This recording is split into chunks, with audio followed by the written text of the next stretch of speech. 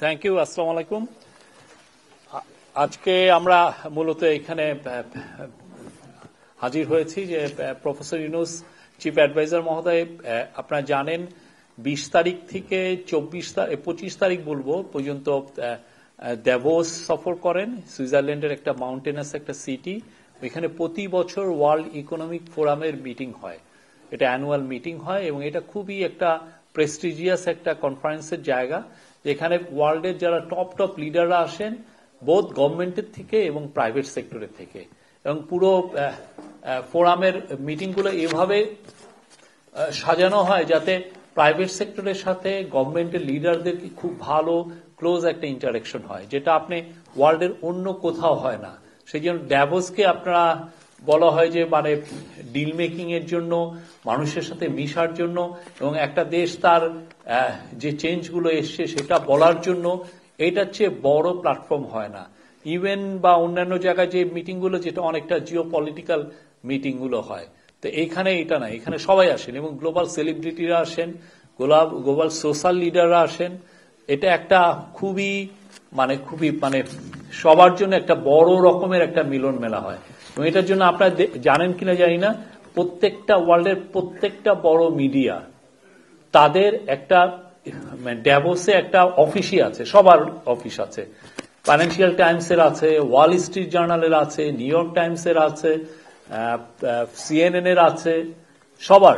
আপনি যে দেখবেন যে ওইখানে ছোট ছোট ওরা বাড়ি ভাড়া করে নিয়ে আসছে।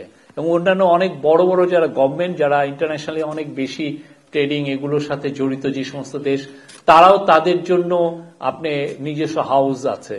আমরা দেখেছি যে সৌদি হাউস দেখেছি, ইন্দোনেশিয়ান দেখেছি, হ্যাঁ, অনেকগুলো। এটা একটা অনেক বাংলাদেশের জন্য এবারের সফরটা, চিফ অ্যাডভাইজার সফরটা খুবই ইম্পর্টেন্ট ছিল এবং আমি বলবো এটা একটা ঐতিহাসিক একটা অ্যাচিভমেন্টের সফর ছিল। এবং এইটার আমি পুরো ডিটেলে মূলত আমাদের হাতে ছিল, আমরা পৌঁছেছি সেখানে 21 তারিখ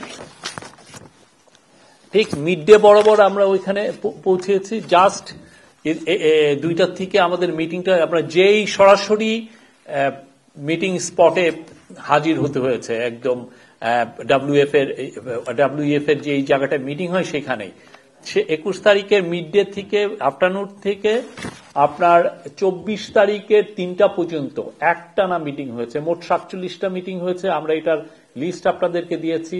তার মধ্যে তো আপনারা দেখেছেন হেড অব দ্য গভর্নমেন্ট আছে, টপ বিজনেস লিডার আছে, টপ সোশ্যাল লিডার আছেন, সেলিব্রিটিস আছেন, সবাই ছিলেন এবং অনেকগুলো ইন্টারভিউ দিয়েছেন, যেটা ওয়ার্ল্ডের টপ ইন্টারন্যাশনাল মিডিয়া তারা ছিলেন। আমরা সোফার অ্যাকোমোডেট হয়েছে 8টার মতো ইন্টারভিউ, কিন্তু লাইন আপ ছিল হয়তো 20-25 জন। সবাই চাচ্ছিলেন যে প্রফেসর ইউনূসের সাথে একটু ইন্টারভিউ নেবেন।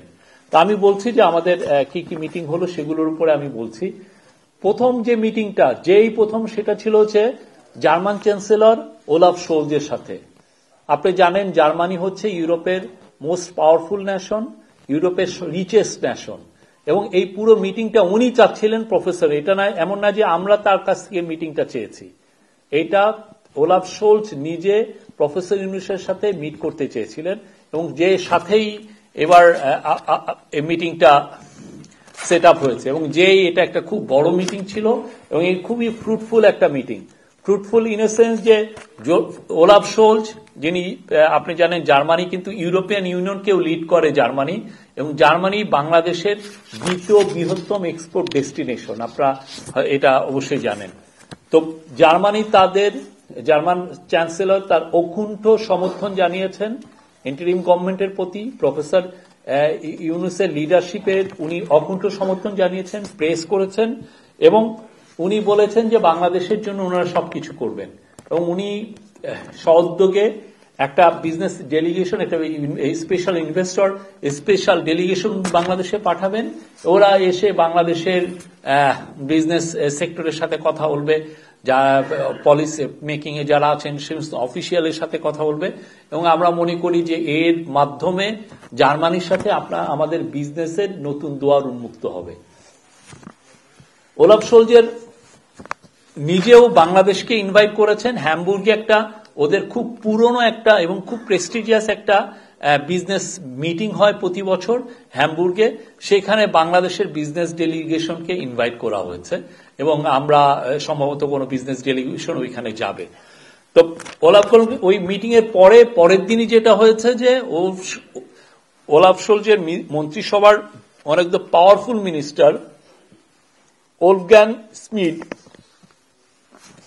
উনি এসেছিলেন একই ধারাবাহিকতায় প্রফেসর ইউনূসের সাথে দেখা করতে এবং একই মিটিং এ এগেন তারা অকুণ্ঠ সমর্থন জানিয়েছেন।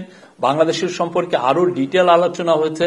প্রফেসর ইউনূস, আপনি জানেন যে আমাদের একটা বড় কাজ হচ্ছে ইন্টারিম গভর্নমেন্ট হলে যেই টাকা যেই মানি যেই বিলিয়নস অফ ডলার যেটা স্টোলেন হয়েছে, বাইরে সাইফন অফ হয়েছে, যেটা ডক্টর দেবপ্রিয় ভট্টাচার্যের নেতৃত্বে যে হোয়াইট পেপার কমিটি যেটা বলেছে যে 16 বিলিয়ন ডলার করে প্রতি বছর শেখ হাসিনার আমলে বাইরে চলে গেছে, তো সাইফন অফ হয়েছে, সেই টাকাটা কিভাবে ফিরিয়ে আনা যায় সে বিষয়েও আলাপ হয়েছে। বাংলাদেশের ইকোনমি নিয়ে আলাপ হয়েছে, বাংলাদেশের পরিস্থিতি নিয়ে আলাপ হয়েছে এবং তারা সন্তোষ প্রকাশ করেছেন যে বাংলাদেশ যেই দিকে এগোচ্ছে এবং বাংলাদেশের রিফর্ম বোথ ওলাফ শোলজের সাথে এবং ওলগাং স্মিডের সাথে এই আলাপটা খুব জোরভাবে হয়েছে। বাংলাদেশের রিফর্ম, বাংলাদেশে যে এই গভর্নমেন্ট যে রিফর্ম ইনিশিয়েটিভ গুলো নিয়েছেন সেগুলো এবং এটার ধারাবাহিকতায় যে আমরা একটা ফ্রি ফেয়ার একটা ইলেকশন করতে চাচ্ছি সেগুলো নিয়ে খুব ভালো বিস্তারিত আলাপ হয়েছে। এছাড়া ফিনল্যান্ডের প্রেসিডেন্ট আলেকজান্ডার স্ট্যাবের সাথে খুব ভালো আলোচনা হয়েছে। এখানে বাংলাদেশের পরিস্থিতি ছাড়াও গ্লোবাল পরিস্থিতি এবং তারা বাংলাদেশের উনিও অকুণ্ঠ সাপোর্ট দিয়েছেন এই ইন্টারিম গভর্নমেন্টকে। এবং এরপরে আলাপ হয়েছে সুইস একজন মিনিস্টার, তার সাথেও খুব ভালো স্টোলেন মানি নিয়ে আলাপ হয়েছে। যে আপনি জানেন সুইজারল্যান্ডে তো অনেক যেগুলো সাইফন অফ মানি যেগুলো মানি পাচার হয়ে যায় তার একটা অংশ সুইজারল্যান্ডেও যায়। হ্যাঁ, তো সেই জন্য সুইজারল্যান্ডের সাথেও আমাদের একটা বিস্তারিত আলাপ হয়েছে এবং উনি জানিয়েছেন যে উনি বাংলাদেশে আসবেন। সুইজারল্যান্ডের মিনিস্টার ইগনাসিও কারাস উনি বলেছেন যে উনি বাংলাদেশে আসবেন। উনি অনেক আগে 10-15 বছর আগে বাংলাদেশে এসেছিলেন এবং এই এই চারজনের সাথেই বাংলাদেশের বিজনেস এবং ইনভেস্টমেন্ট, বাংলাদেশ যে এখন ওপেন ফর বিজনেস এবং বাংলাদেশ জন্য ইনভেস্টমেন্টের যেটা একটা সুবর্ণ সুযোগ অপরচুনিটি তৈরি হয়েছে ইন্টারিম গভর্নমেন্ট আসার পরে, সেটা জানানো হয়েছে এবং তারা তাদের ইন্টারেস্টটা এক্সপ্রেস করেছেন যে বাংলাদেশে তারা তাদের ইনভেস্টররা বাংলাদেশে ইনভেস্ট করতে আসবেন। আর এর সাথে দ্বিতীয় একটা ব্রডার থিমে ছিল আসিয়ান কান্ট্রিগুলোর সাথে, এটা হচ্ছে ইউরোপিয়ানদের সাথে। ইউরোপের আর একটা বড় মিটিং ছিল ইসিবির প্রেসিডেন্ট ক্রিস্টিয়ান লাগার্ডের সাথে। আপনি জানেন ক্রিস্টিয়ান লাগার্ড খুব ইউরোপে খুব নামকরা একটা ব্যক্তিত্ব। উনি আইএমএফ এর পরপর দুবার প্রেসিডেন্ট ছিলেন, আইএমএফ এর চিফ ছিলেন, এমডি ছিলেন এবং উনি পুরো ইউরোপে খুবই সুনামধন্য একজন ব্যক্তিত্ব। ক্রিস্টিয়ান লাগার্ডের সাথে আলাপেও সেই স্টোলেন মানি আমরা কিভাবে রিকভার করতে পারি উনি আমাদেরকে পরামর্শ দিলেন, যে উনি আইএমএফ কে এখানে কাজে লাগাতে পরামর্শ দিলেন এবং দেখা গেল যে উনি বাংলাদেশের অনেক কিছু জানেন, বাংলাদেশের অনেক বিষয় নিয়ে উনি ওনার সাথে খুব খোলামেলা আলাপ হয়েছে। আর একটা ব্রডার থিম ছিল যে আসিয়ান কান্ট্রির সাথে একটা এঙ্গেজমেন্ট। আসিয়ান জানেন আমরা উনি প্রফেসর ইউনূস আসিয়ান ফোরামে, এটা পুরোপুরি আসিয়ান ফোরামের একটা মিটিং ছিল, কিন্তু ওনারা প্রফেসর ইউনূসকে ইনভাইট করেছেন যে ওই ফোরামে যেন উনি আসেন কথা বলেন এবং উনি একটা খুব সুন্দর স্পিচ দিয়েছেন এবং বলেছেন যে আমরাও we are part of south east Asia, তা আমরাও আসিয়ানের মেম্বারটা হতে চাই। আর আসিয়ানের মেম্বার হওয়া মানে হচ্ছে আপনার বাংলাদেশের নতুন দিগন্ত উন্মোচন হওয়া, বিজনেসের ক্ষেত্রে, ইনভেস্টমেন্টের ক্ষেত্রে, পিপল টু পিপল এঙ্গেজমেন্টের ক্ষেত্রে, সব ক্ষেত্রে একটা বড় একটা বাজার উন্মুক্ত হয় এবং বাংলাদেশের ইকোনমির জন্য এর চেয়ে বড় নিউজ আর কিছু হতে পারে না। তো আসিয়ানের সাথে যেটা হয়েছে যে আনোয়ার ইব্রাহিম ছিলেন মালয়েশিয়ার প্রধানমন্ত্রী, ওনার সাথে মিটিং হয়েছে, সাথে ছিলেন থাইল্যান্ডের প্রাইম মিনিস্টার, তার সাথে প্রায় 1 ঘন্টা একটা বড় মিটিং হয়েছে। থাইল্যান্ডে আপনি জানেন খুবই ইয়াং একটা প্রাইম মিনিস্টার, আগে থাকসিন সিনাওয়াত্রা ছিল তার মেয়ে, এবং খুবই উনি উৎসাহ দেখে এবং অনেকগুলো বিষয়ে আলাপ হয়েছে। বাংলাদেশের সাথে থাইল্যান্ডের শিপিং কিভাবে জোরদার করা যায় সে বিষয়ে আলাপ হয়েছে। আমরা এটা নিয়ে প্রেস রিলিজ দিয়েছি, তারপরে আমি আপনাদেরকে জানিয়েছি। এবং রোহিঙ্গা ক্রাইসিস, আসিয়ানের সাথে একটা বড় আলাপ ছিল হলো রোহিঙ্গা ক্রাইসিস নিয়ে। রোহিঙ্গা ক্রাইসিস আপনি জানেন যে মায়ানমার হচ্ছে আসিয়ানের একটা মেম্বার এবং আসিয়ানের একটা ইনফ্লুয়েন্স আছে মায়ানমারের উপরে।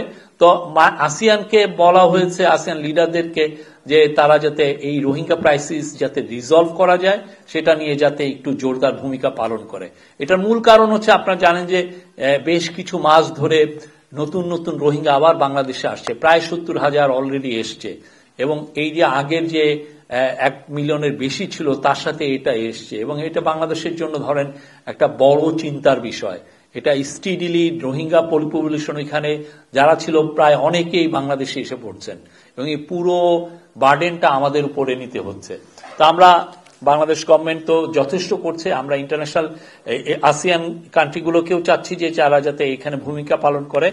প্রফেসর ইউনূস আপনি জানেন উনি এসেই একটা মুভ নিয়েছেন যে রোহিঙ্গাদেরকে নিয়ে একটা বড় ইন্টারন্যাশনাল কনফারেন্স হবে, এই বছরই হবে, আমরা আশা করছি সেপ্টেম্বর নাগাদ হতে পারে এবং এটার এখনো ভেন্যুটা এখনো ঠিক হয়নি। বাট ভেন্যু ঠিক হলে যেটা হবে যে ইউএন এখানে কো হোস্ট, ইউএন আর বাংলাদেশ মিলে এটা পুরো পৃথিবীতে যারাই এই রোহিঙ্গা ক্রাইসিসের বিষয়ে যারা সম্পর্কিত বা যারা একটু ইনফ্লুয়েন্স করতে, আমরা সবাইকে ডাকছি। 70টার উপরে দেশ বা এজেন্সি এরা পার্টিসিপেট করবে আমরা আশা করছি। তো এই বিষয়ে আলাপ হয়েছে, ওনারা সমর্থন জানিয়েছেন এই কনফারেন্সের প্রতি। থাই প্রাইম মিনিস্টারের সাথে অনেক বিষয়ে আলাপ হয়েছে এবং আমরা আশা করছি যে থাই প্রাইম মিনিস্টার এই সময় বাংলাদেশের সাথে সম্পর্ক আরো উন্নত হবে এবং এদেশ। এবং আরেকটা মিটিং এ ভিয়েতনামের প্রাইম মিনিস্টারও ছিলেন, তার সাথে একটু কথাবার্তা হয়েছে। তো এই পুরো বিষয়গুলো ছিল যে আসিয়ানে যাতে বাংলাদেশ মেম্বার হতে পারে। আপনি জানেন যে এখন যে আসিয়ানের যে মেম্বার কারা কারা হতে পারে সেই ব্যাপারে ওরা একটা ম্যাপ দিয়েছে, সেই ম্যাপের বাংলাদেশ নেই। কিন্তু আমরা মনে করি যে আমরা যদি প্রফেসর ইউনূস যদি কন্টিনিউয়াসলি উনি এটা নিয়ে কথা বলছেন, তাদের সাথে এঙ্গেজ হচ্ছেন এবং আমাদের কেসটা আমরা তাদের কাছে প্রেস করছি, তো আশা করছি যে আসিয়ানের দুয়ার আমাদের জন্য মুক্ত হবে এবং অলরেডি আমরা তাদের সেক্টরাল ডায়ালগ পার্টনার হতে যাচ্ছি।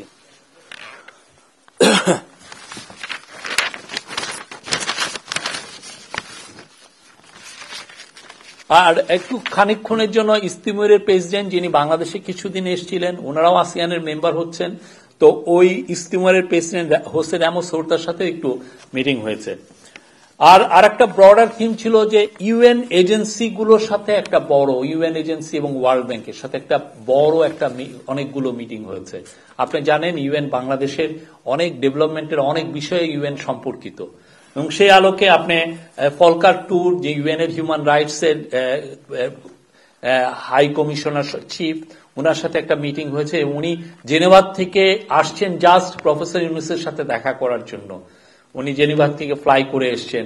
তো ফলকার ট্যুরের সাথে মূল মিটিংটা ছিল যে আপনি জানেন জুলাই অগাস্টে যেই ভয়ানক অ্যাট্রোসিটি হলো, সেই অ্যাট্রোসিটিস গুলো ইউএন তার একটা ফ্যাক্ট ফাইন্ডিং মিশন দিয়ে এটা ইনভেস্টিগেট করছে।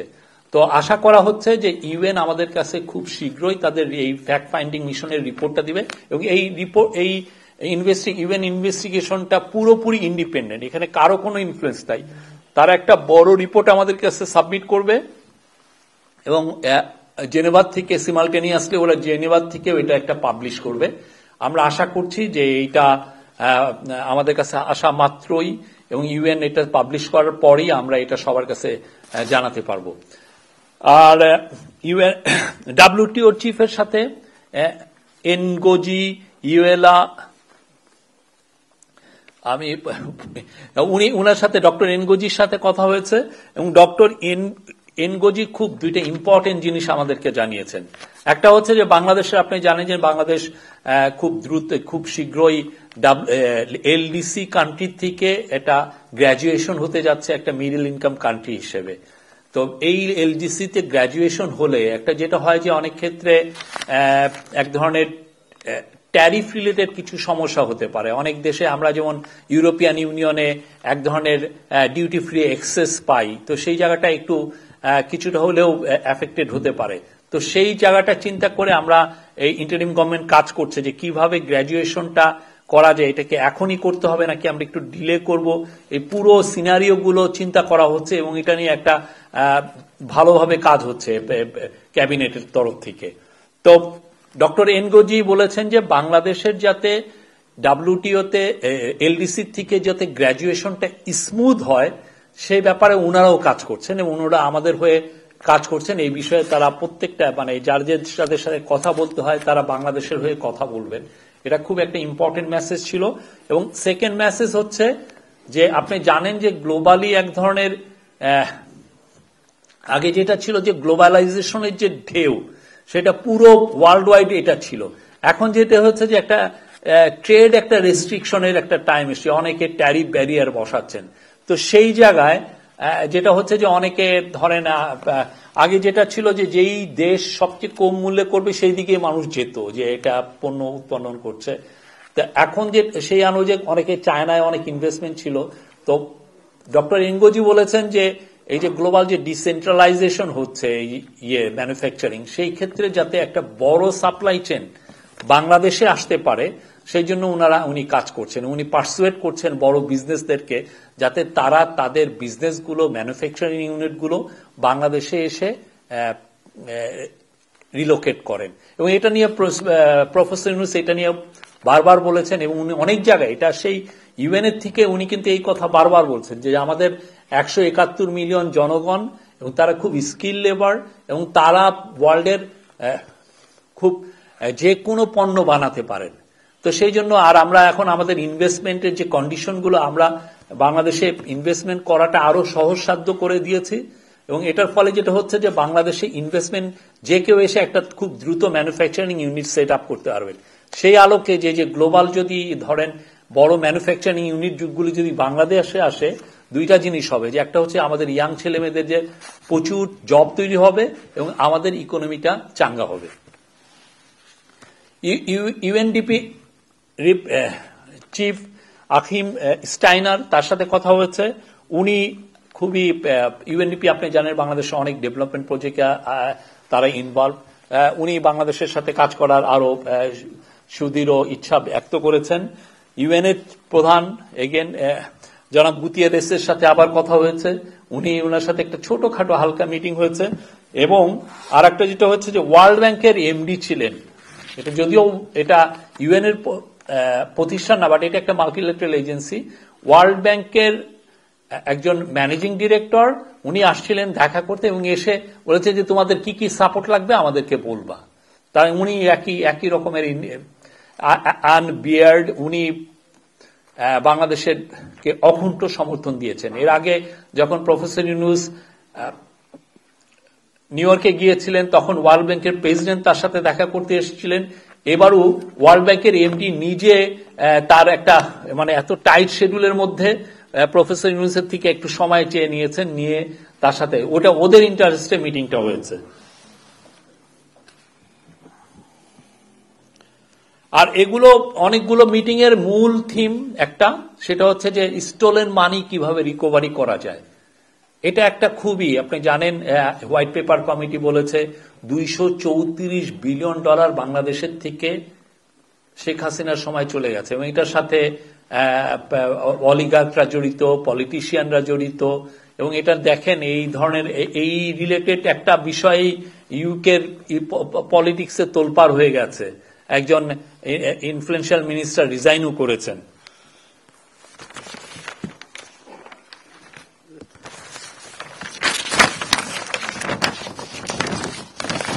তারপরে তৃতীয় একটা ব্রডার থিং ছিল যে অনেকগুলো বড় বড় বিজনেস প্রতিষ্ঠানের সিইও প্রফেসর ইউনূসের সাথে মিট করতে, এটা ওনাদের ইচ্ছাতে ওনারা লাইন আপ করেছেন যে ওনার সাথে মিট করবেন। এবং তাদের মধ্যে যারা ছিলেন আমি বলি ডিপি ওয়ার্ল্ডের সিইও, ডিপি ওয়ার্ল্ড আপনি জানেন ওয়ার্ল্ডের লার্জেস্ট পোর্ট ম্যানেজমেন্ট কোম্পানি। তারপরে এপি মোলার মার্কস, এটা হচ্ছে ওয়ার্ল্ডের লার্জেস্ট শিপিং কোম্পানি এবং ওরা পোর্ট প্রচুর 70টার মতো পোর্ট ম্যানেজ করে। এবং আর একটা হচ্ছে রেড সি গেট, আপনি জানেন রেড সি গেট হচ্ছে একটা সৌদি কোম্পানি এবং আমাদের যে পতেঙ্গা টার্মিনাল ওইটা ওরা অলরেডি ম্যানেজমেন্টের দায়িত্ব পেয়েছে। এদের তিনজনের সিইও এসেছিলেন প্রফেসর ইউনূসের সাথে দেখা করতে। আমি বলবো যে একজনের হচ্ছে ডিপি ওয়ার্ল্ডের সুলতান আহমেদ বিন সুলাইমান আসছিলেন, উনি ওদের গ্রুপ চেয়ারম্যান এবং গ্রুপ সিইও, উনি আসছিলেন এবং উনি তো জানিয়েছেন যে বাংলাদেশে ইনভেস্টমেন্ট করতে চান।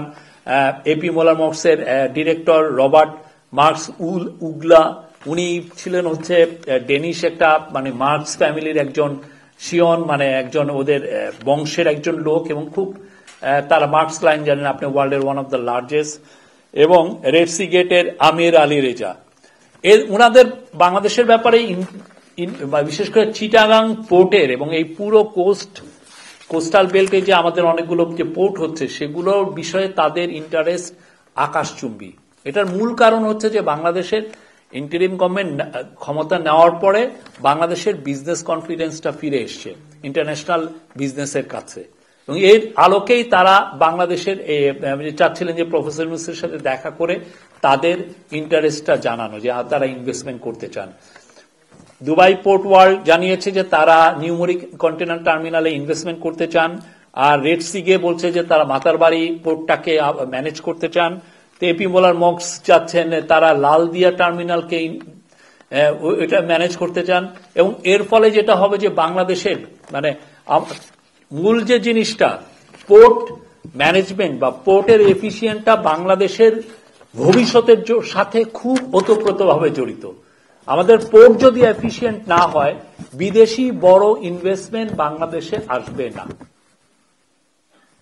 এবং আপনারা জানেন যে গার্মেন্টসে আমরা খুব যেগুলো লোয়ার টিয়ার যেগুলো পণ্য সেগুলো আমরা ম্যানুফ্যাকচার করি, টি শার্ট করি, শার্ট করি, প্যান্ট করি, সোয়েটার করি, এগুলোর কিন্তু খুব বেশি মানে এটার প্রফিটেবিলিটি অত বেশি না। কিন্তু যদি আপনার পোর্ট যদি এফিসিয়েন্ট হয় এবং খুব দ্রুত যদি আমরা আমাদের পণ্যগুলো বিদেশে পাঠাতে পারি, তাহলে যেতে হয় যে বড় বড় ওয়ার্ল্ডের বড় বড় ব্র্যান্ডস, বড় বড় রিটেলার তারা বাংলাদেশে এসে ইনভেস্ট করবে, কারণ ওরা চায় যে যেগুলো হাই এন্ড আইটেম সেগুলো হয় কি তারা চায় যে 15-20 দিনের মধ্যে ডেলিভারিটা চায়, 1 মাসটা। এবং এটার জন্য কিছুদিন আগে এই একই কথা বলে গেছেন হচ্ছে ইয়াংওয়ান হচ্ছে বাংলাদেশের থেকে লার্জেস্ট এক্সপোর্টার, বাংলাদেশ থেকে গার্মেন্টস এর লার্জেস্ট এক্সপোর্টার কোরিয়ান। ইয়াংওয়ানের কিহাক সুনু বলে গেছেন যে পোর্ট এফিসিয়েন্সি বাড়ানো ছাড়া বাংলাদেশের থেকে হাই এন্ডের এক্সপোর্ট আইটেম করাটা ইম্পসিবল অলমোস্ট। তো সেটার ব্যাপারে ইন্টারিম গভর্নমেন্টের ফোকাসটা হচ্ছে যে চিটাগাং পোর্ট বা পুরো বে অফ বেঙ্গলের যত পোর্ট যে সিস্টেম আছে সবগুলোর এফিসিয়েন্সি বাড়ানো। তো সেই আলোকে এনারা তিনজন আসছেন এবং এদের কনফিডেন্সটা বাংলাদেশের উপরে আছে, এবং বাংলাদেশ আমরা আশা করছি সামনে বাংলাদেশের যদি পোর্ট এফিসিয়েন্সি বাড়ানো যায়। এবং ওরা আর একটাও বলেছেন যে ওরা গ্রিন ফিল্ড টেকনোলজি নিয়ে আসতে চান, মানে যাতে কার্বন ইমিশনটা খুবই কম হবে এবং এফিসিয়েন্সি খুব ভালো হবে। এবং ওনারা কাস্টমসের ব্যাপারেও খুব যুগান্তকারী কিছু সফটওয়্যার আনতে চান, যার ফলে কাস্টমস ম্যানেজমেন্ট এমন ভাবে হবে যাতে পিপল টু পিপল কোনো ইন্টারাকশনই হয় না, পুরোটাই আপনি কম্পিউটারাইজ হবে। আপনি নিজে আপনার পণ্য পাঠালেন, ওই দিক দিয়ে আরেকজন নিয়ে নিল, এখানে এসে কোনো লোকের সাথে দেখা করতে হবে। আর লোকের সাথে দেখা করা মানেই হচ্ছে ধরেন কিক ব্যাকের অপরচুনিটি তৈরি হয়, ব্রাইবিং এর অপরচুনিটি তৈরি হয়। তো সেই জায়গাটা আমরা ইন্টারিম গভর্নমেন্ট চাচ্ছে যে এই জায়গাটা যাতে পুরোপুরি ডিজিটাইজেশনটা হয়। আর এছাড়া টেলিনর এবং ভিয়ন, যারা বাংলাদেশে টেলিনর তো আপনি জানেন যে গ্রামীণ ফোনের মূল ইনভেস্টর, ভিয়ন হচ্ছে বাংলালিংকের ওনার, তাদের সিইও প্রফেসর ইউনূসের সাথে দেখা করেছেন। রে ডালিও উনি একটা বড় হেনফাস্ট ম্যানেজার, ওনার খুব ইনভেস্টমেন্টের উপরে বড় বই আছে, ওনার খুবই আমেরিকান বড় বিলিয়নিয়ার। উনি এসেছিলেন প্রফেসর ইউনূসের সাথে দেখা করতে এবং উনি বলেছেন যে ট্রাম্প নিয়ে যে অনেক আলাপচনা হচ্ছে, উনি বলেন যে এইটার ঢেউ বাংলাদেশ বা এই সমস্ত জায়গায় তেমন একটা পড়বে না। মেটার গ্লোবাল পলিসি চিফ নিক ক্লেগ এর সাথে একটা খুব ফ্রুটফুল একটা মিটিং হয়েছে।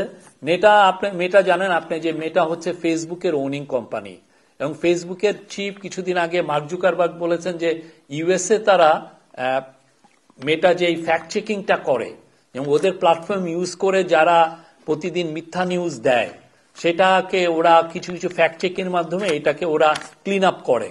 তো এই ফ্যাক্ট চেকিং সার্ভিসটা ওরা ইউএসএ তে আর রাখবে না। তো এই জন্য আমাদের আশঙ্কা ছিল যে বাংলাদেশে আপনি জানেন পতিত স্বৈরাচারের যে বটগুলো যে পরিমাণ প্রতিদিন ফেসবুকে মিথ্যা নিউজ দেয়, তো ওইটাকে কিভাবে ক্লিন আপ করা যায়, এটা একটা বড় আমাদের একটা কনসার্ন। তো সেইটার জন্য মেটার নিক লেগের সাথে আলাপ হয়েছে, স্যার সরাসরি বলেছেন যে ইউএসএ এটা কি বাংলাদেশে এফেক্টেড হবে কিনা। তো সেই ক্ষেত্রে উনি মেটার চিফ বলেছে যে না, ইউএসএ ওইটা শুধুমাত্র ইউএসএ সম্পর্কিত, বাংলাদেশে এটার কোনো ইম্প্যাক্ট পড়বে না।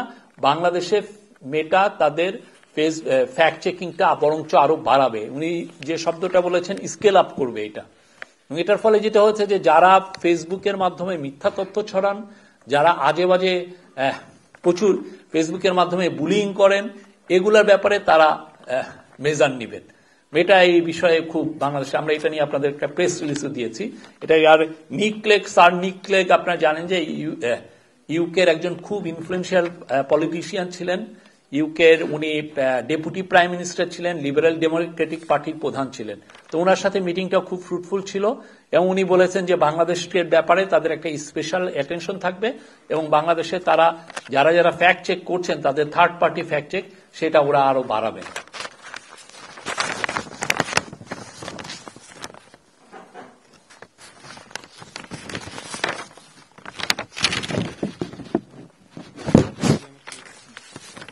আর একটা খুব ইম্পর্টেন্ট বিষয় ছিল সেটা হচ্ছে যে কঙ্গোর আপনি জানেন যে একটা খুব বড় ফরেস্ট, ওয়ার্ল্ডের ওয়ান অফ দ্য লার্জেস্ট কঙ্গের ফরেস্ট নিয়ে আপনারা সবাই পড়াশোনা করে জানেন। ওইখানের একটা বিরঙ্গা রিজার্ভ ফরেস্ট আছে, এটা খুব মানে পুরো ইউকে যে মানে ইউনাইটেড কিংডমের সেটা দ্বিগুণ। তো সেই জায়গায় একটা স্যারের যিনি আইডিয়া, প্রফেসর ইউনুসের যে আইডিয়া মাইক্রো ক্রেডিট, এটা নিয়ে এই কঙ্গোর এই রিজার্ভ ফরেস্ট তাকে কিভাবে কনজার্ভ করা যায়, এটা যাতে ডিস্ট্রয় না হয়ে যায়। এটা আপনি জানেন কঙ্গোতে অনেক বছর ধরে 2 দশকের বেশি সময় ধরে সেখানে সিভিল ওয়ার চলছে এবং ওয়ার্ল্ডের এটা বলা হয় যে সবচাইতে ভয়ঙ্করতম ডেডলিয়েস্ট সিভিল ওয়ার। যেখানে সিভিল ওয়ার কি বলবো, ওইখানে অনেকগুলো রেবেল গ্রুপ আছে, অনেক ধরনের সমস্যা আছে। সেই জায়গায় 60 লক্ষ লোক মারা গেছে। তো এখানে পিস অ্যান্ড স্ট্যাবিলিটিটা কঙ্গোকে আনা, এটা একটা গ্লোবাল কমিউনিটির একটা বড় কনসার্ন। তো সেই আলোকে বেলজিয়ামের একজন প্রিন্স আছেন ইমানুয়েল ডি মুরেট, উনি ওইখানে কাজ করছেন। তো উনি ওইখানে কাজ করার ফাঁকে উনি প্রফেসর ইউনুসের সাথে কয়েক বছর আগে দেখা করেছিলেন। ওনাকে বলেছেন যে আপনার আইডিয়া যদি থাকে আমরা এখানে কিভাবে আর পিস অ্যান্ড স্ট্যাবিলিটি আনতে পারবো। তো সেই আলোকে প্রফেসর ইউনুসের থেকে মানে উনি মাইক্রো ক্রেডিট যেটা বাংলাদেশের গ্রামীণ ব্যাংক চালু করেছেন, প্রফেসর ইউনুস চালু করেছেন, সেটা দ্বারা ইন্সপায়ার্ড হয়ে কংগ্রের ওই বিরঙ্গা ফরেস্টে ওনারা এটা ইন্ট্রোডিউস করেছেন এবং উনি একটা মানে অসম্ভব ভালো একটা রেজাল্ট পেয়েছেন।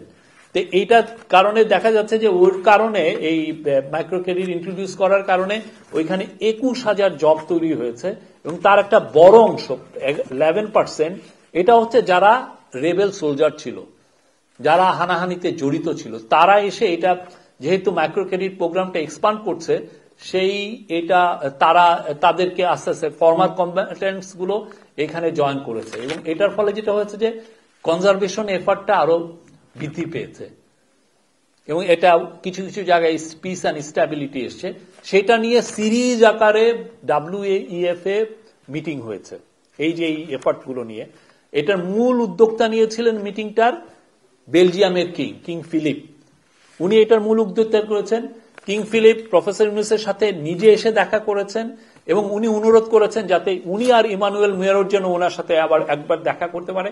সেটা আর একটা মিটিং হয়েছে এবং পরবর্তীতে এটা আরো বড় আকারে একটা মিটিং হয়েছে যেখানে কঙ্গোর প্রেসিডেন্ট ফেলিক্স সিসেকেদি ছিলেন, জন কেরি আপনি জানেন ইউএস এর ফর্মার ক্লাইমেট চেঞ্জের উপর ওদের এনভয়, উনি ছিলেন অ্যাম্বাসেডর এবং জন কেরি তো আপনি জানেন একজন খুবই ইনফ্লুয়েন্সিয়াল সিনেটর ছিলেন, ইউএস এর সেক্রেটারি অফ স্টেট মানে ওদের ফরেন মিনিস্টার ছিলেন, উনি ছিলেন, কয়েকজন মিনিস্টার ছিলেন, কিং ফিলিপ ছিলেন এবং প্রিন্স ইমানুয়েল ডি মেরোট ছিলেন। সবাই মিলে এটা নিয়ে একটা বড় মিটিং হয়েছে এবং এখানে প্রফেসর ইউনুসকে তারা ইনভাইট করেছেন, উনি ওইখানে গিয়েছেন এই বিষয়ে তার মতামতগুলো দিতে এবং আশা করা যায় যে এটা যদি এক্সপান্ডেড হয় এই যে ম্যাক্রো ক্রেডিট প্রোগ্রাম, তাহলে ওই কঙ্গোর যে রিজার্ভ ফরেস্ট বিরঙ্গা এটা রক্ষা পাবে এবং এখানে কিছুটা হলে পিস অ্যান্ড স্ট্যাবিলিটি ফিরবে।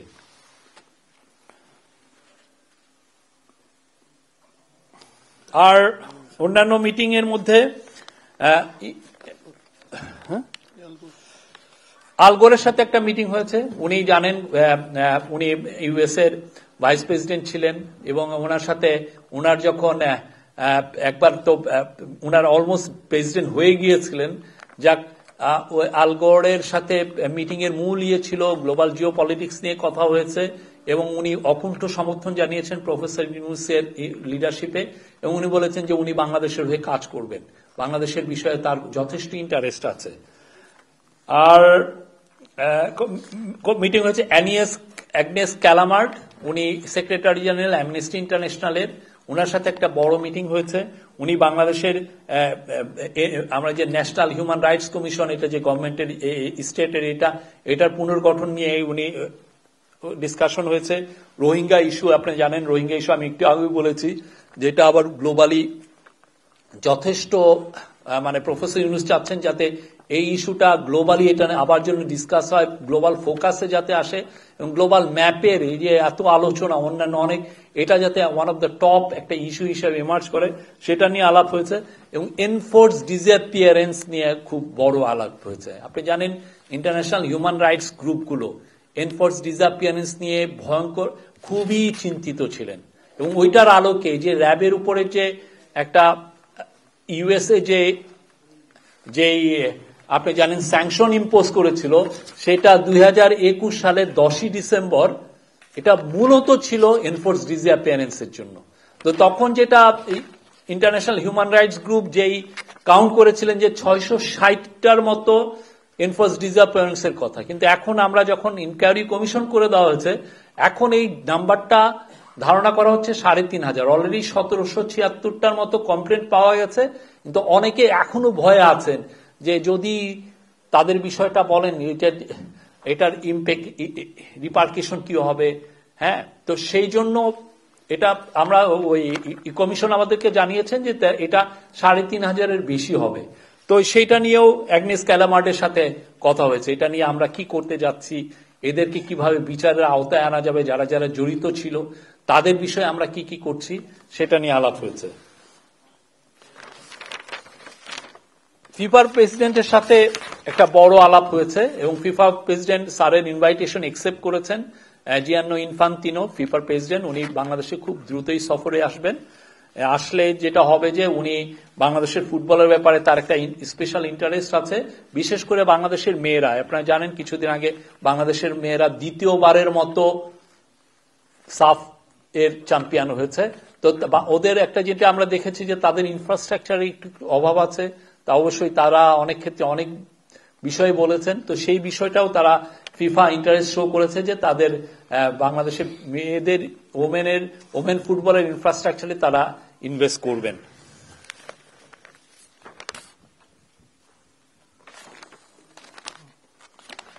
আরেকটা হচ্ছে অনেকগুলো ইন্টারভিউ দিয়েছেন সেখানে এবং বেশিরভাগই ইন্টারভিউর ইন্টারেস্টটা ছিল যে গ্লোবাল যারা বিজনেস এবং ফিনান্সিয়াল যারা টপ নিউজ পেপার বা ম্যাগাজিন, তাদের ইন্টারেস্টের একদম কেন্দ্রবিন্দুতে প্রফেসর ইউনূস ছিলেন। এটা একটা অভূতপূর্ব, মানে বাংলাদেশের ব্যাপারে তাদের ইন্টারেস্টটা আপনি দেখবেন যে চূড়ান্ত মাত্রায়। তো সেই জায়গায় প্রথমে এফটির একটা ইন্টারভিউ হয়েছে। এফটির ইন্টারভিউটা উনি দিয়েছেন মার্টিন উলফ। মার্টিন উলফ হচ্ছে ওয়ার্ল্ডের one of the top journalist এবং গিডিয়ান রাহমান, উনি ওদের ফরেন এডিটর। ইকোনমিক্স ম্যাগাজিন, আপনি জানেন ইকোনমিক্স ম্যাগাজিন বাংলাদেশকে কিছুদিন আগে তাদের কান্ট্রি অফ দ্য ইয়ার ঘোষণা করেছে গ্লোবাল, এবং তাদের ফরেন এডিটর প্যাট্রিক ফুলিসার ছিলেন। এছাড়া রয়টার্স, কাইজিন মিডিয়া চায়নার এবং কোরিয়ান একটা মিডিয়ার সাথে ইন্টারভিউ দিয়েছেন। WEF এর 2-3টা ফোরামে উনি ইন্টারভিউ দিয়েছেন।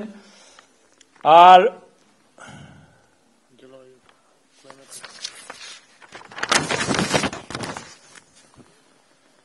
এছাড়া সোশ্যাল ইভেন্টে উনি অনেকগুলো ছিলেন। আপনার WEF এর একটা ফোরামে উনি কথা বলেন যে যেটা কি ফোরাম ছিল, যে WEF এর যিনি চিফ ক্লজ শোয়াব, উনি হচ্ছেন এটা গত 25 বছর ধরে এটা অর্গানাইজ করেন, এটাকে ওয়ার্ল্ডের নাম্বার 1 ইভেন্ট বানিয়েছেন। তো ক্লজ শোয়াব উনাকে নিজে, প্রফেসর ইউনুসকে উনি একটা ইন্টারভিউ নিয়েছেন, ওইটা আমরা ডাইরেক্ট টেলিকাস্ট করেছি, এটা আপনারা দেখেছেন। তো ওইখানে এটা ওনার যে ড্যাভোসে যে প্রফেসর ইউনুসের যে মর্যাদা কি সেটার একটা আপনি রিফ্লেকশন এই ইন্টারভিউতে আপনারা দেখেছেন। উনি environment, climate change, social entrepreneurship এবং অন্যান্য সোশ্যাল ইভেন্টে উনি কথা বলেছেন। উনি মিউনিক সিকিউরিটি কনফারেন্সের চিফ অ্যাম্বাসাডার হাউজেন এসেছিলেন তাকে ইনভাইট করতে। মিউনিক সিকিউরিটি কনফারেন্স ওয়ার্ল্ডের top security related top conference, সেখানে ওনার ইনভাইটেশন দেওয়া হয়েছে, স্যার এখনো জানাননি এই বিষয়ে। তারপরে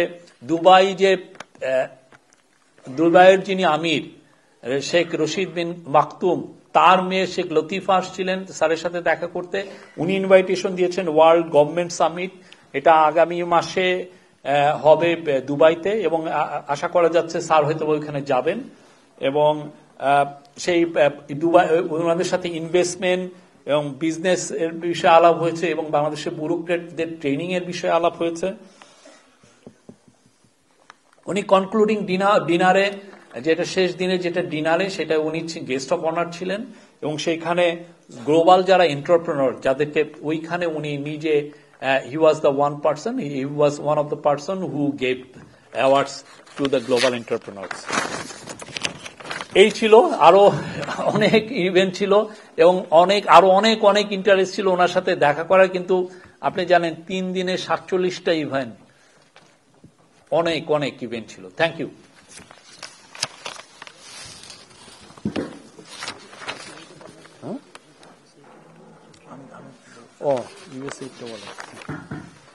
আরেকটা আপডেট একটু আজকে দিয়ে দিই, সেটা হচ্ছে চিফ অ্যাডভাইজার প্রেসিডেন্ট ট্রাম্পের কাছে ধন্যবাদ জ্ঞাপন করেছেন, কারণ আপনারা জানেন যে প্রেসিডেন্ট ট্রাম্প ক্ষমতা আসার পর 90 দিনের জন্য ইউএসএইড এর যাবতীয় সাহায্য স্থগিত করেছে পুরো পৃথিবীর সব দেশের।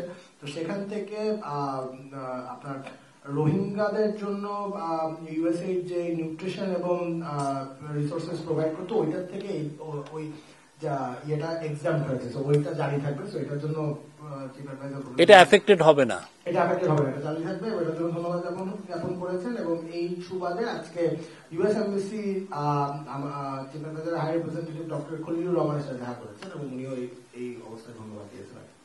Thank you. কারো কোনো কোয়েশ্চেন থাকলে এবার একটু নাম বলে কোয়েশ্চেন করতে হবে। শরীফ ভাই, আমি রাশিদুল ইসলাম।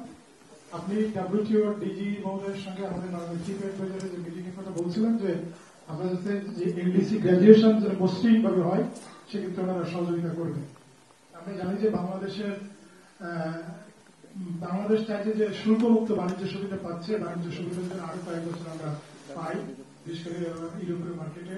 তারপরে আমাদের যে ফিশিং এর উপরে আমরা যে সাবসিডি এইগুলো যদি কন্টিনিউ করতে পারি, এরকম কোনো সুনির্দিষ্ট কোথায় ওনারা সহযোগিতা করবে, এরকম কোনো কিছু আলোচনা হয়েছে কিনা? আরেকটি প্রশ্ন করতে পারবো? আমি এটা উত্তর দিয়ে নেই। আমার দেখেন, যখন টপ লেভেলে মিটিং হয় তখন কিন্তু এই যে খুব নিটিগ্রিটি একদম ডিটেল আলাপগুলো হয় না। উনিরা ব্রড বেসড একটা পলিসি জানিয়ে দেন যে বাংলাদেশকে তারা স্মুথ গ্র্যাজুয়েশনের ব্যাপারে তারা সর্বাত্মক সহযোগিতা করবে। হ্যাঁ, এটা পরবর্তীতে যারা ধরেন এই যে আমাদের পার্মানেন্ট রিপ্রেজেন্টেটিভ জেনেভায় যিনি আছেন, উনি ওদের অফিসিয়ালদের সাথে এটা ঠিক করে নেবেন। জি, শফিক ভাই, আমি মেহেদী হাসান বলছি, আমি টেলিভিশন থেকে। তো প্রফেসর ইউনুস সুইজারল্যান্ডে যাওয়ার পর থেকে আমরা দেখেছি অনলাইনে একটা প্রচারণা যে উনি পালিয়ে গেছেন আর ফিরবেন না। তারপরে এই সরকারের উপদেষ্টারা পালাচ্ছেন, গাড়ি বস্তা গোছাচ্ছেন, খুবই সবাই পালিয়ে যাবে, সরকার কয়েকদিনের মধ্যে পড়ে যাবে। এই প্রচারণাগুলো কারা চালালো? সরকার কি এটা খতিয়ে দেখেছে? যারা পালিয়েছে তারাই চালাচ্ছে। হ্যাঁ, শেখ হাসিনা পালায় না বলে উনি পালিয়ে গেলেন, ঠিক না? ওনার চেলাচামনি উন্ডারা এগুলো করছেন। হ্যাঁ, ওনাদের এটা তো উনি প্রতিবার আসলে ওনারা এগুলো বলেন। এটা বলে যদি ওনারা একটু মনে সুখ পান, একটু সুখ পেতে দেন, ওনারা সুখ পাচ্ছেন, নিজেই নিজের পিঠটা একটু চুলকাচ্ছেন।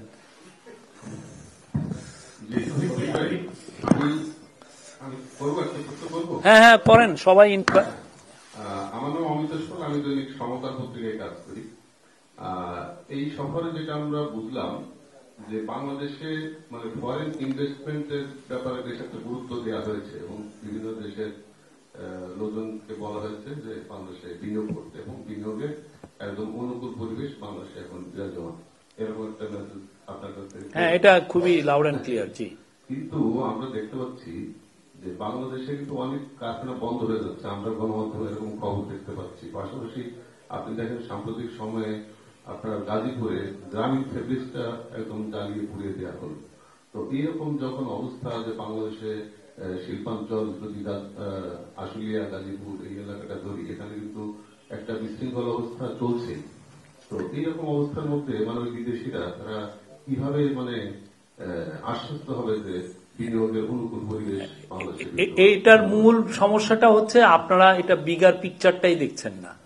আপনি বিগার পিকচার দেখলে, আমি আপনার এই প্রশ্নটা খুবই ইম্পর্টেন্ট একটা প্রশ্ন এবং আমি খুশি যে আপনি এই প্রশ্নটা উঠিয়েছেন। তো বিগার পিকচার দেখলে আপনি এই প্রশ্নটা উঠাতেন না। এই জন্য আপনি মূল কি জিনিস দেখবেন, আপনি দেখবেন যে আমার এক্সপোর্টটা কত বাড়ছে। গার্মেন্টস এর এক্সপোর্ট কি কমেছে? এই যে আজকেও আমি একটা পত্রিকায় দেখলাম যে 51টা ফ্যাক্টরি বন্ধ হয়েছে। এখন ফ্যাক্টরি খুলবে বন্ধ হবে, এটা হচ্ছে একটা ন্যাচারাল প্রসেস। কিন্তু আমার যখন গভর্নমেন্ট দেখে সেটা হচ্ছে যে বাংলাদেশের এক্সপোর্ট কি বাড়ছে।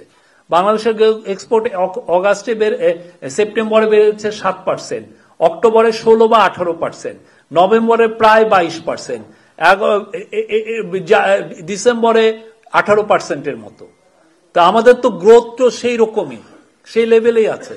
তো এইটা তো রিফ্লেক্ট করে না যে, আর যে কয়টা ফ্যাক্টরি দেখেন সেগুলো কিন্তু এই বেশিরভাগই ফ্যাক্টরি যাদের ওনারা পালিয়ে গেছেন, দিয়ে পুরো বার্ডেনটা আমাদের উপরে দিয়ে গেছেন। পুরো ব্যাংকগুলোতে চুরি করে যা যা ছিল সব নিয়ে পালিয়ে গিয়ে এই লোকগুলোর এখন বেতন না দিয়ে ওনারা ওইখানে এটা মজা দেখতেছেন অনেকে।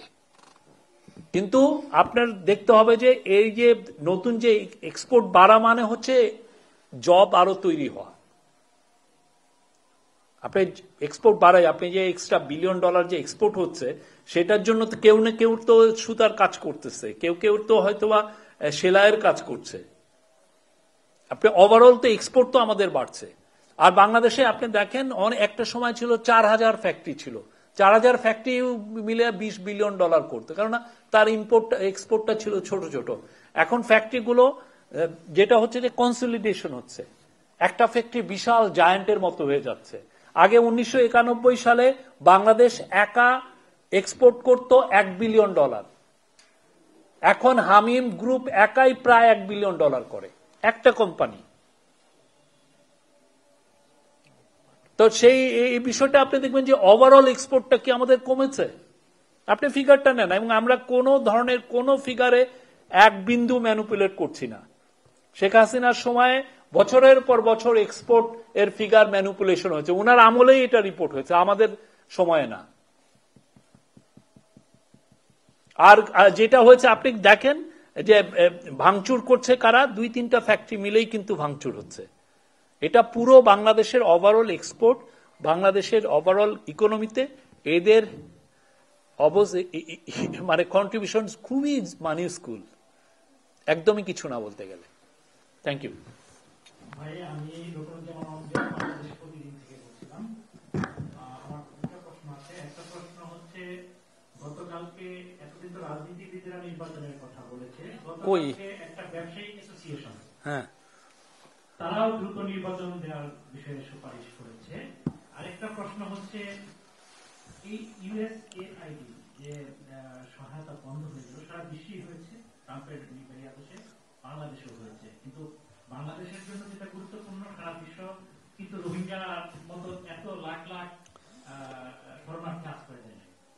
তো অন্তর্বর্তী সরকার আসার পরেও আমরা শুনেছি যে আরো 1 লাখের উপরে নতুন করে শরণার্থী এসেছে।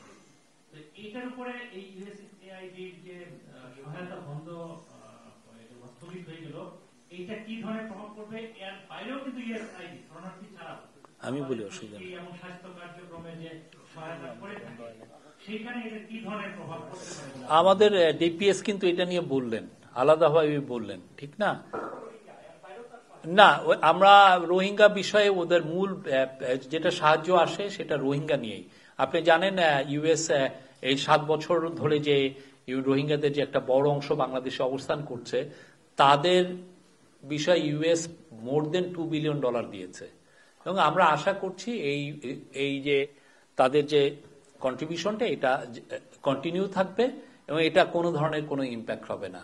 আর এটা যে হলো, এটা 90 দিনের কথা বলা হচ্ছে। আর বাংলাদেশের সত্যিকার অর্থে ফরেন এই যে আপনি ডোনেশন এগুলো এমনিতেও অনেক আগে এই কমে গিয়েছিল। এটা খুব বাংলাদেশের জন্য এটা খুব ম্যাসিভ কোনো ইম্প্যাক্ট করবে না। ব্যবসায়ীরা, আমার মনে হয় ব্যবসায়ীরা তাদের, আমরা খুব ভালো ইনভেস্টমেন্ট ক্লাইমেট দিয়েছি, বাংলাদেশের ইনভেস্টমেন্ট ক্লাইমেট ফিরে এসছে, বিদেশি প্রচুর ইনভেস্টররা বাংলাদেশে ইনভেস্ট করতে চাচ্ছে। আমার মনে হয় ব্যবসায়ীদের কাজ বাংলাদেশের দেখা যে আমরা তাদেরকে ঠিক মতো ইনভেস্টমেন্টের ক্লাইমেটটা দিতে পারছি কিনা, সেটাই হচ্ছে তাদের বিগ কনসার্ন হওয়া উচিত। আমি তানি আজকের পত্রিকা আজকে ইত্যাদি মাদ্রাসা শিক্ষকরা একটা কর্মসূচি দিয়েছিল, সেখানে পুলিশের যে ইয়ে করা সেটা অনেক সমালোচনা হচ্ছে। পুলিশ শিক্ষকদের মধ্যে লাঠিচার্জ করতে, অনেক সমালোচনা, সেটা কিভাবে দেখেন পুলিশের এই ইয়েটা? আমাদের এটা পুরোটা ফুটেজ, এগুলো পুরোটা দেখতে হবে, দেখার পরে আমি এটার ব্যাপারে মন্তব্য করতে পারবো।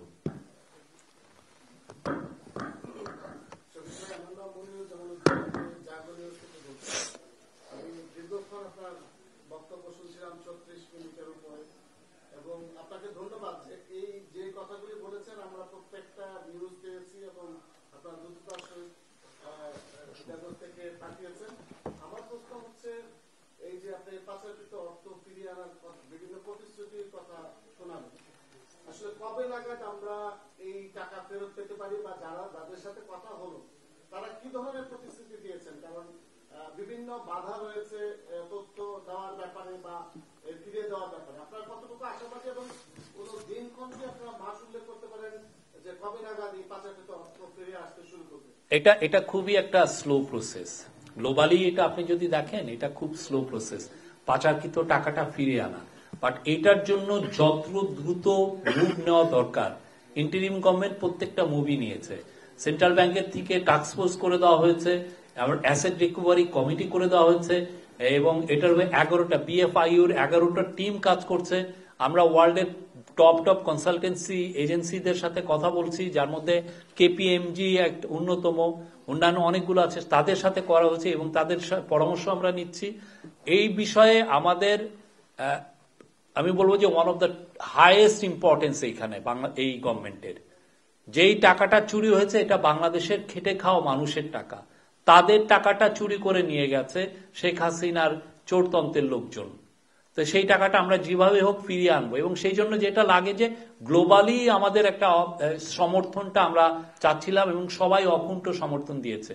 এই টাকাটা তো আমাদের এখান থেকে নিয়ে গেছে, এবং অনেকটা টাকা যেটা হয়েছে যে কিছু কিছু ডেভেলপ কান্ট্রিতেও গেছে। এই যে মানি ট্রেলটা বের করা, কোথায় কোথায় টাকাটা গেল, কিভাবে গেল, কোন নামে নিয়ে গেছে, বা ওইখানে যে কি অ্যাসেট তৈরি করা হয়েছে কিনা, ওইখানে যে ওই টাকাটি দিয়ে কি কি অ্যাসেট তারা কিনেছে। তো এই পুরো জিনিসটা জানতে হবে, পুরো ডিটারমাইন করতে হবে, ট্রেলটা দেখতে হবে, এবং এইটা নিয়ে পুরো এটা একদম খুব আমাদের একটা টপ প্রায়োরিটি। না হলে প্রফেসর ইউনূস যখনই ইন্টারন্যাশনাল টপ লিডারদের সাথে কথা বলছেন, এই বিষয়টা উনি তুলছেনই, এই বিষয়টা বারবার ওনার কথায় এসছে। এই টাকাটা বাংলাদেশের খেটে খাওয়া মানুষের টাকা, এই টাকাটা যেভাবেই হোক ফিরিয়ে আনতে হবে। তো এটা আমরা আমাদের সর্বোচ্চ এফার্ট দিয়ে এই কাজটা আমরা করছি, ইন্টারিম গভর্নমেন্ট করছে।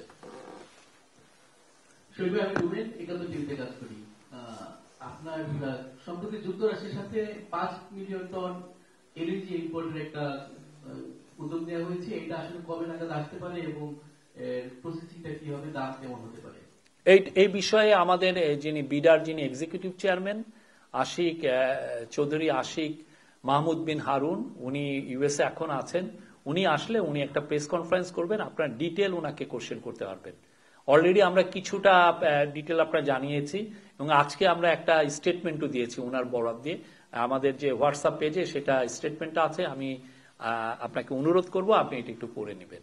আর বাকিটা আপনার যদি আরো কোশ্চেন থাকে, উনি তো আসছেন, আসলে আমরা ওনাকে বলেছি উনি একটা বড় প্রেস কনফারেন্স করবেন, ওনাকে জিজ্ঞেস করবেন পুরো ফার্দার ডিটেলস নিয়ে। থ্যাংক ইউ ভাই। সালামালাইকুম শফিক ভাই, আমি মনিক যুগান্তরে কাজ করছি।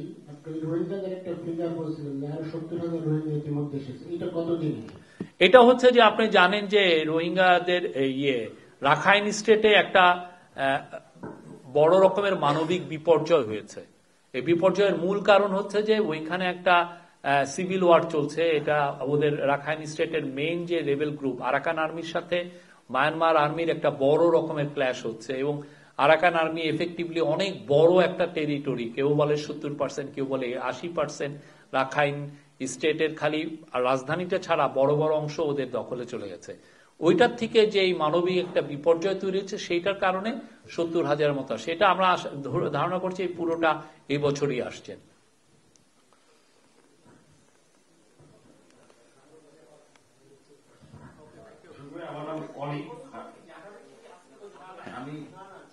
গত বছর থেকে এই পর্যন্ত। সরি, থ্যাংক ইউ ভাই, থ্যাংক ইউ ভেরি মাচ। হ্যাঁ, আমি সকাল সন্ধ্যায় কাজ করি।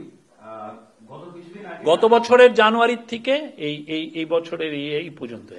জি বলেন, সকাল সন্ধ্যা। জি, গত কিছুদিন আগে একটি সংবাদ সম্মেলনে এখানে উপদেষ্টা মাহফুজ আলম বলেছিলেন যে মাজারে হামলা হলে এর বিরুদ্ধে সরকার ছাড় দিবে না, কিন্তু আমরা দেখছি ধারাবাহিকভাবে কোনো না কোনো জায়গায় ওরস থামিয়ে দেওয়া হচ্ছে, মাজারে আক্রমণ হচ্ছে। আবার এর মধ্যে সরকারের দায়িত্বশীল পজিশন মানে ইসলামিক ফাউন্ডেশনের গভর্নর তিনি এই মাজারে যারা মাজারে যান বা অন্য মানে কনসার্ট করেন তাদেরকে কতল করারও একটা কথা জনসম্মুখে বক্তব্য বলেছেন। তো এই ব্যাপারে সরকার আসলে কি? ওনার বক্তব্যটা আমাকে একটু পাঠায় দেন, আমরা এটা দেখব। মাজারের ব্যাপারে আমাদের অবস্থান স্পষ্ট এবং খুব ক্লিয়ার। এটা বাংলাদেশের মাজারের যে একটা পার্ট অফ বাংলাদেশের ট্র্যাডিশন কালচার, এবং এটা অনেকে বাংলাদেশের প্রচুর লাখ লাখ জনগণ মাজারে যান। আমরা তাদের রিলিজিয়াস বিলিফকে সম্পূর্ণ অনার করি, এবং যারা মাজারে অ্যাটাক করবেন তাদের ব্যাপারে আমাদের জিরো টলারেন্স। কোন ধরনের কোন মাজারে অ্যাটাক আমরা টলারেট করবো না। আপনারা জানেন কয়েকদিন আগে এই যে মুন্সিগঞ্জে কয়েকটা জায়গায় হয়েছে, এবং আমি আজকে এই জন্য চিফ অ্যাডভাইজারের প্রেস উইং থেকে কিন্তু আমরা স্টেটমেন্ট দিয়েছি, 3 জন অ্যারেস্টেড হয়েছে, আর যারা যারা জড়িত আমরা তাদেরকে অ্যারেস্ট করার হচ্ছি। শফিকুল ভাই, আমি সালমান শাহ, ফাইন্যান্সিয়াল এক্সপ্রেস। তো বিগত সময় আমরা গতকালকেও দেখলাম ইন্ডিয়ান এক্সপ্রেসে সাবেক স্বরাষ্ট্রমন্ত্রী আসাদুজ্জামান খান কামাল একটা ইন্টারভিউ দিয়েছে এবং দেশের সরকার পতন সহ বিভিন্ন বিষয়ে কথা বলেছে। তো বাহিরে একটা দেশে তার বিরুদ্ধে অসংখ্য মামলা আছে, গণ অভ্যুত্থানের সময় বিভিন্ন মামলা আছে। তো তারপরেও তারা বিভিন্ন ইন্ডিয়ায় বসে বসে বিভিন্ন ধরনের প্রেস মিট করছে এবং সাংবাদিকদের সাথে কথা বলছে। এই বিষয়টি নিয়ে কি সরকার কোনো কিছু ভাবছে? আর আমার 2 নম্বর প্রশ্ন হচ্ছে, বিভিন্ন সময় আমরা ফেসবুক বা সোশ্যাল মিডিয়াতে বিভিন্ন ধরনের গুজব দেখতে পাই, যেরকম আগে আমি আগেরটা উত্তর দিয়ে নেই, এটা না হলে পরেরটা ট্রেল ধরা যায় না। প্রথম কথা হচ্ছে যে আসাদুজ্জামান খান কামাল হচ্ছে বাংলাদেশের কসাই, বুচার অফ বাংলাদেশ। বাংলাদেশে যেই ছোট ছোট বাচ্চা ছেলে মেয়েদেরকে, স্টুডেন্টদেরকে, শ্রমিকদেরকে, রিক্সাওয়ালাকে যে একদম নির্দয়ভাবে খুন করা হয়েছে, তার অন্যতম বুচার হচ্ছেন উনি। তো তাকে যারা প্ল্যাটফর্ম দিচ্ছে, তাকে নিউজ যারা করছে, তাদের আপনি মানটা আপনি বুঝেন। এটা একটা ইন্টারন্যাশনাল এটা একটা বড় রকমের একটা প্রোপাগান্ডা ক্যাম্পেইন। পৃথিবীর কেউ কোনো বুচারকে তার প্ল্যাটফর্ম দেয় না, যে না তুমি আমার তাকে ইন্টারভিউ দেয় না। Asaduzzaman Kamal is the Butcher of Bangladesh. আরেকটা প্রশ্ন হচ্ছে, যে গুজবগুলো ছড়াচ্ছে তাদের বিরুদ্ধে কি তথ্য মন্ত্রণালয় বা কোনোভাবে কোনো ব্যবস্থা নেওয়া হবে কিনা? আমরা যারা যারা গুজব ছড়াচ্ছে তাদের বিষয়ে তো আমরা, যদি এটা আইনের ব্যত্যয় হয় অবশ্যই সেই ক্ষেত্রে আইনের যদি কোনো ভায়োলেশন হয় সেটা তো আইনি একটা ব্যবস্থার বিষয় আছে, তা আমাদের এই বিষয়ে আইনি বিষয়টা দেখবে।